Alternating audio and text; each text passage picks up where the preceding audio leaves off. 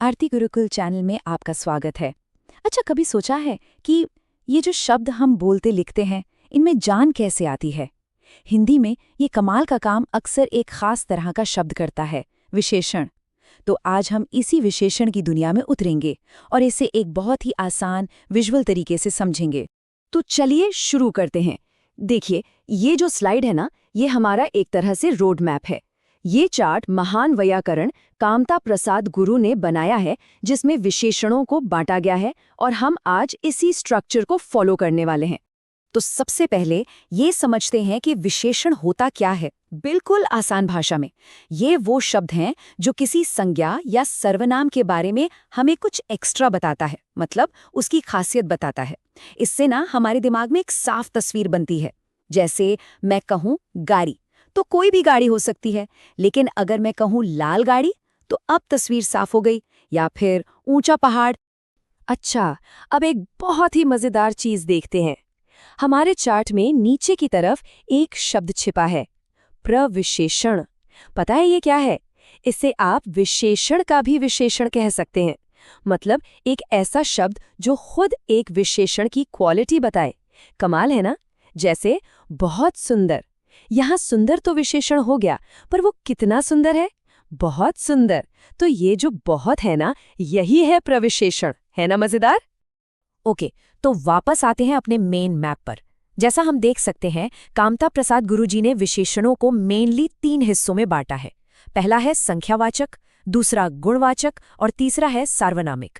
चलिए अब एक एक करके इन तीनों को समझते हैं। तो हमारी यात्रा का पहला पड़ाव है संख्यावाचक विशेषण। देखिए, नाम से ही बिल्कुल साफ है, इसका सीधा सीधा लेना देना है संख्याओं से, मतलब नंबर्स, क्वांटिटी और ऑर्डर से। अब ये जो संख्यावाचक विशेषण हैं, इनके भी 2 टाइप हैं। एक है निश्चित संख्यावाचक, मतलब जहां हमें बिल्कुल पक्का नंबर पता हो, जैसे 2 केले या 5 लोग। और दूसरा है अनिश्चित संख्यावाचक, जहां नंबर पक्का नहीं है, थोड़ा अंदाजा है, जैसे कुछ लोग या कई गाड़ियां। अब यहाँ एक और मजेदार बात है, ये जो निश्चित संख्यावाचक विशेषण है ना, इसे और भी गहराई में बांटा गया है।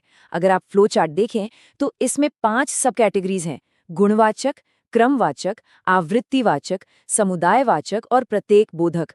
हम आज इन सब की डिटेल में तो नहीं जाएंगे, लेकिन ये देखकर हैरानी होती है कि हमारी व्याकरण कितनी डिटेल्ड और स्पेसिफिक है। चलिए, अब नंबर्स की दुनिया से आगे बढ़ते हैं और आते हैं हमारी दूसरी मेन ब्रांच पर, गुणवाचक विशेषण। सच कहूं तो ये वो विशेषण हैं जिन्हें हम शायद सबसे ज्यादा इस्तेमाल करते हैं अपनी रोज की बातचीत में। क्यों? क्योंकि ये किसी भी चीज के गुण, दोष, रंग या उसके नेचर के बारे में बताते हैं। इसी गुणवाचक ब्रांच के अंदर एक बहुत जरूरी सबटाइप है परिणाम बोधक विशेषण।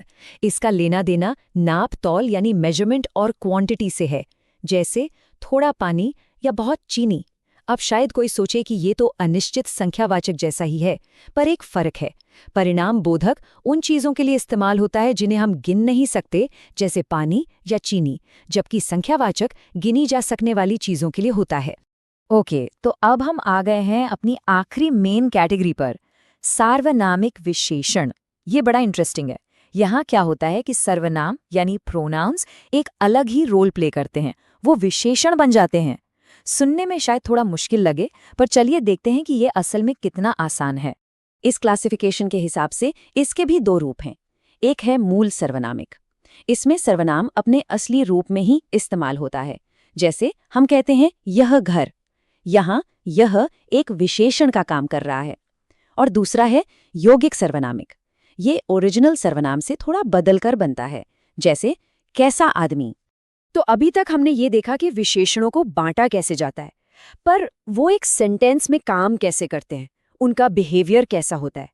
ये जो कोट है ना, ये एक बिल्कुल नया आइडिया सामने लाता है।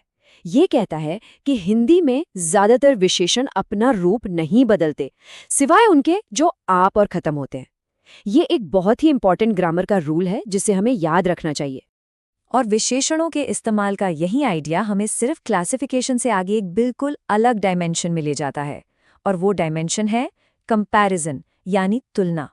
इसे कहते हैं विशेषण की तुलनावस्था। तो यहाँ सबसे जरूरी बात क्या है? ये कि विशेषण हमें 3 लेवल्स पर चीजों को कंपेयर करने की ताकत देते हैं। पहला लेवल है मूलावस्था, जो बस एक सिंपल स्टेटमेंट है। दूसरा है उत्तरावस्था, जहां हम दो चीजों को कंपेयर करते हैं। और आखिर में आता है उत्तमावस्था, जो कि सबसे ऊंचा लेवल है। ये स्लाइड इस प्रोग्रेशन को बहुत ही साफ साफ दिखा रही है। तो आज हमने विशेषणों को समझने के दो फ्रेमवर्क देखे। एक तो उनका डिटेल्ड क्लासिफिकेशन और दूसरा उनकी कंपैरिजन की पावरफुल स्टेजेस। ये सब कुछ एक ही बात पर आकर रुकता है कि अगली बार जब भी आप हिंदी पढ़ें या बोलें तो इन छोटे छोटे शब्दों पर गौर कीजिएगा। ये कैसे हमारे दिमाग में तस्वीरें बनाते हैं, इमोशंस जगाते हैं और भाषा को जिंदा कर देते हैं। ये बात कमाल की नहीं है कि कोई चीज जो इतनी स्ट्रक्चर्ड हो वो इतनी क्रिएटिव भी हो सकती है।